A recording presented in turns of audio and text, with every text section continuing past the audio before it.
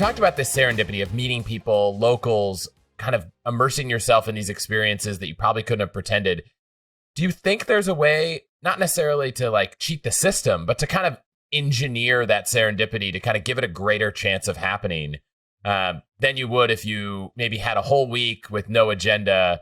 Maybe you just go sit at bars, talk to strangers. But what if you have a day and you really want to try to make something local and interesting and magical happen? What would be your advice to someone trying to do that? I mean, the first one I think is obvious to anyone who's traveled before, but it's put the phone away again. I think especially when you're traveling alone, I do it too. It's the best social crutch there is, right? If you're sitting alone and you feel nervous about it or you're bored or whatever else, you immediately pull out your phone, but that signals to everyone else that you're busy, you're closed off. The amount of conversations that I've started from just sitting somewhere and like just looking around like people used to do when they had downtime, just kind of staring into space and making eye contact with someone, saying hello.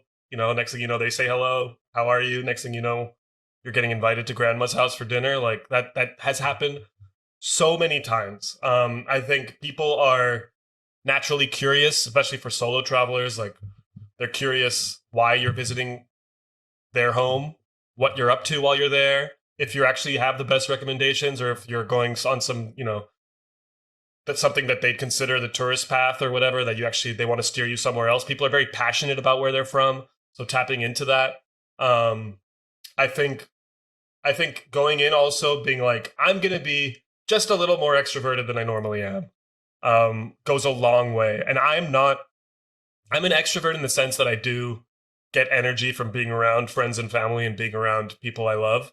But I'm still like a nervous extrovert, if that makes sense. Like I still get like phone anxiety and like, weird nervousness around approaching strangers and all these other things. So it takes an effort for me to be like, I'm going to strike up a conversation with these random people.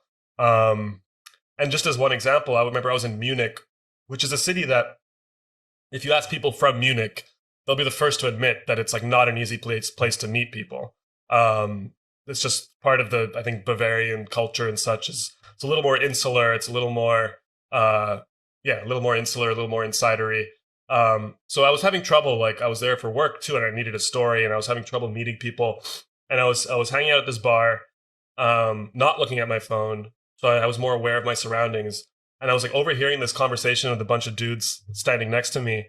And they were like talking about space and rockets and astrophysics and like all just like very fascinating stuff. And like it took me a second to like work up the courage. But once I did, I literally just like poked my head in. I was like, hey, do you mind if I join you? And they were like, yeah, of course, come on in, whatever. And I bought them around or whatever. Next thing I know, I'm talking to these like 5 astrophysicists who are working on some like German space program in the woods of Munich, just like totally fascinating stuff.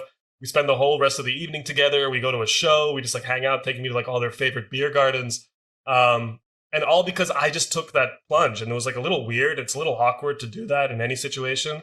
At least for me, it is. But like, I took a deep breath and went in there and said hello. And next thing you know, I had this really wonderful, pretty magical day in a city where it's hard to do that. It's hard to find that serendipity. So I think those would be my 2 biggest overarching tips around that is 1, being open to it, opening yourself up to it. And the first step towards that is literally being physically available. So stop staring at your phone, put the book down for a second, just be there, look around and see what happens. And then 2, it's like push yourself to just be a little more extroverted than you usually are. And then actually, no, I'd add a 3rd one too. And this goes back to mindset as well. And this has taken me a while to really master, if can even call it that. But it's admitting your own ignorance and embracing it. I think a lot of the times, especially with well-traveled people, there's a tendency to be like, to make it competitive almost, right? Be like, oh, I know this and I've been there and I know my way around this and I've traveled so I don't need help and I can find my way and I've read about this place that I'm traveling to so I don't need to know anymore. But people, you're never going to know as much as someone who lives there, who has been born and raised there. You're never going to know as much. You could live there for 10, 20 years. You're still not going to know as much as someone. I've lived in New York for a decade. I'm not a New Yorker. I'm never going to know New York like a New Yorker. And admitting that leads to you asking the right questions. It leads to the approach that you have when you're talking to people, the openness that you bring to new experiences and new culturals and things that might be unfamiliar to you. All of that first is gonna just come across so much more effectively if you first admit that you really don't know anything and you're there to learn and you're there to engage.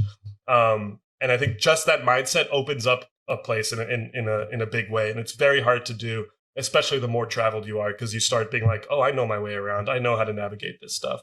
And so still for me too, when I'm at a place that I've been to 100 times, I still try to approach it as like, there's still something to learn. I still am not a local. I'll never be. So what can I learn from a local? And having that eagerness and that curiosity is going to make you approach the right people and ask the right questions. And then the rest is serendipity.